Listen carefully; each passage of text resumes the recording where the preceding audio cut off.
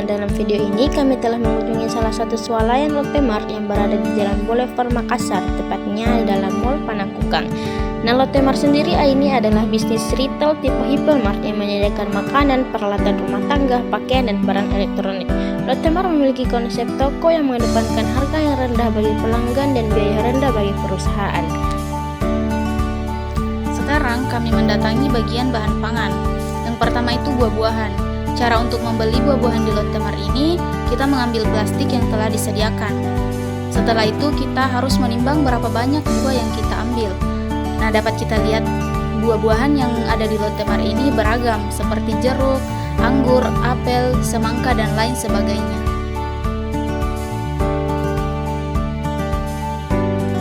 Nah, selanjutnya kami beralih ke bagian sayur mayur. Sayur mayur di sini pun tidak kalah lengkapnya dengan buah-buahan. Bisa kita lihat bersama ada sayur kol, timun, wortel, jagung, terong, dan sayuran hijau lainnya. Juga ada bahkan perbumbuan seperti rempah-rempah juga lengkap. Sampai umbi-umbian pun ada di Lotte Mart ini.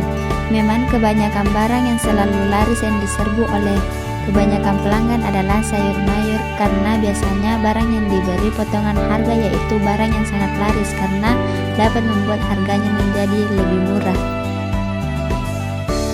Nah, teman-teman, bahan pangan yang terakhir kami kunjungi di Lotte Mart itu yaitu berbagai macam ayam, daging maupun ikan. Di sini juga bisa kita lihat kalau bagian ayam itu disediakan berbagai macam seperti bagian sayap, dada, paha maupun ceker.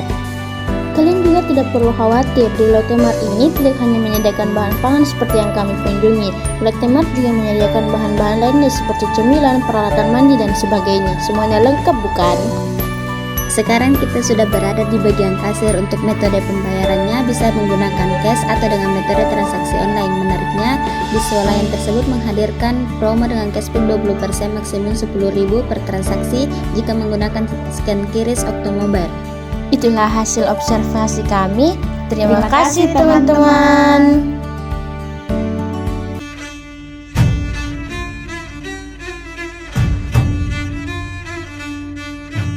Halo, nama saya Nur Halisa dan dua teman saya, Siti Syakira Salsabil Arsyad dan Sabrina Rusti. Kami sekarang ini berada di salah satu swalayan yang ada di Makassar. Kami akan melakukan observasi tentang bagaimana perilaku konsumen yang benar saat berbelanja. Saat ini Siti Syakira mengambil sebungkus kopi cappuccino dengan merek Torabika dan mengambil juga merek yang lain seperti Good Day.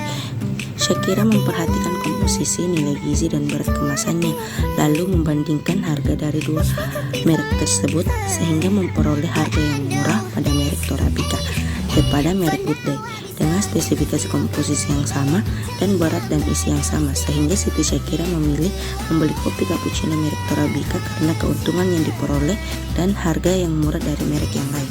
Berikutnya saya mengambil sekotak susu cair dengan merek Ultramilk dan merek Indomilk. Lalu saya memperhatikan nilai gizi dan tanggal kadaluarsanya pada kotak kemasan. Pada Ultramilk memiliki perbedaan pada berat isinya yaitu 1 liter, sedangkan Indomilk hanya 950 ml saja dengan selisih harga Rp500, sehingga saya memilih Ultramilk dikarenakan faktor keluarga yang juga konsumsi susu kotak dengan merek tersebut. Barang kedua yang saya ambil adalah tepung terigu. Saya mengambil merek Sania dan merek Mila. Pada dua merek tersebut memiliki berat yang sama dengan harga yang berbeda, yaitu merek Sania dengan harga 8.900 sedangkan merek Mila dengan harga 9.000 dengan selisih Rp100 itu, sehingga saya membeli tepung terigu dengan merek Sania. Barang kedua yang Syakira ambil yaitu minyak goreng. Yang pertama ada minyak Bimoli spesial dengan berat 2 liter dengan harga 40.200 dan ada minyak goreng Saliko dengan berat 2 liter dengan harga 35.200.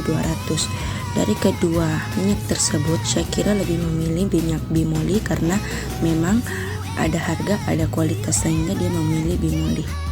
Lanjut ke teman saya, Sabrina Rusdi. Dia memilih sabun cuci piring, ada merek Mama Lemon dan Sunlight. Dia memperhatikan komposisinya, apakah itu aman atau tidak, dan membandingkan harganya, sehingga dia lebih memilih Mama Lemon dengan harga yang jauh lebih murah. Produk kedua yang Sabrina harus diambil yaitu produk sampo. Ada merek Head and Shoulder dan merek Rejoice dengan perbandingan isi selisih 50 ml.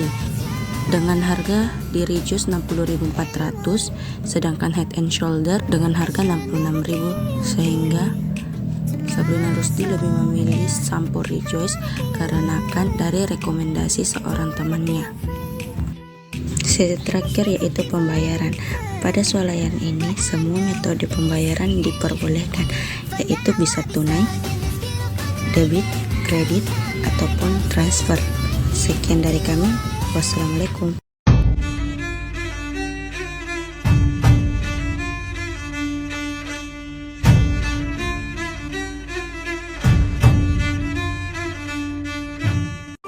Selanjutnya saya sendiri Mawar Indasari akan memperkenalkan salah satu pasar swalayan yang ada di Bantaeng, tepatnya di Toko Grosir Odang.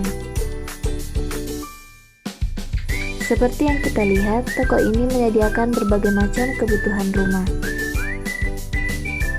Contohnya seperti bahan-bahan dapur, sabun cuci, sabun mandi, dan pasta gigi. Untuk penyusunan produknya juga sudah lumayan rapi dan sesuai dengan jenisnya masing-masing. Berbeda dengan lokasi observasi teman kelompok saya sebelumnya, di sini tidak tersedia berbagai macam buah-buahan maupun sayuran.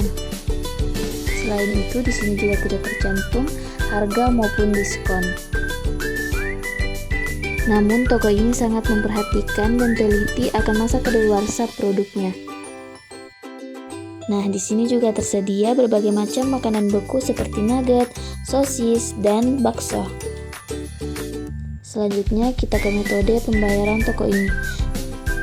Untuk metode pembayarannya, toko ini menerima cash maupun metode transaksi online.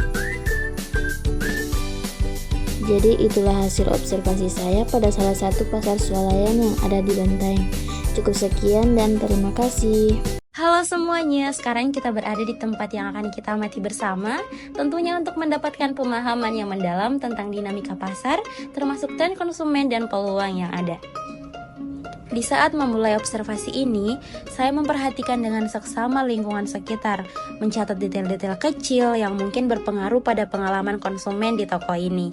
Saya memulai dengan menelusuri rak-rak produk, mencatat variasi harga, dan penyusunan barang untuk mendapatkan pemahaman yang lebih baik tentang strategi pendapatan produk. Selama observasi juga, saya mencatat interaksi antara staf pelanggan, termasuk kecepatan pelayanan, tingkat keramahan, dan ketersediaan staf untuk membantu. Selain itu, saya juga mencatat tren-tren yang muncul seperti produk yang paling diminati. Selama pengamatan, saya juga memantau antrian kasir, mencatat waktu tunggu rata-rata, dan bagaimana manajemen toko mengelola antrian.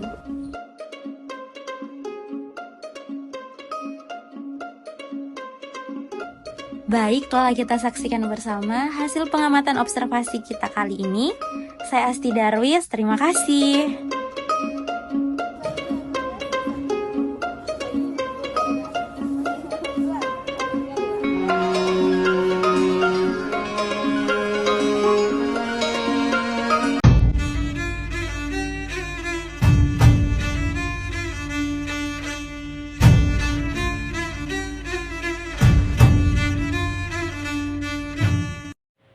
Saat ini saya sedang melakukan kunjungan observasi di salah satu pusat perbelanjaan yang ada di Kota Majene, yaitu Alfamidi. Alfamidi menjual berbagai perlengkapan kebutuhan rumah tangga. Alfamidi dikembangkan dengan konsep supermarket mini yang menempati luas area penjualan 200 hingga 400 meter persegi. Kan gerai Alfamidi dibandingkan gerai sejenis lainnya adalah Alfamidi yang menyediakan produk fresh food, daging olahan, dan makanan beku yang dibutuhkan oleh masyarakat. Hanya saja di sini terdapat beberapa faktor yang membuat ketidaknyamanan pada konsumen saat berbelanja. Seperti rak yang kosong, akibat barangnya belum direview. Selanjutnya adalah barang yang diambil di rak yang berbeda lalu ditempatkan di tempat yang berbeda pula sehingga harga dari barang tersebut berbeda dengan harga yang asli. Berikut barang yang terpajang di rak tidak sesuai posisi atau terbalik karena barang tersebut tidak jadi diambil oleh konsumen atau hanya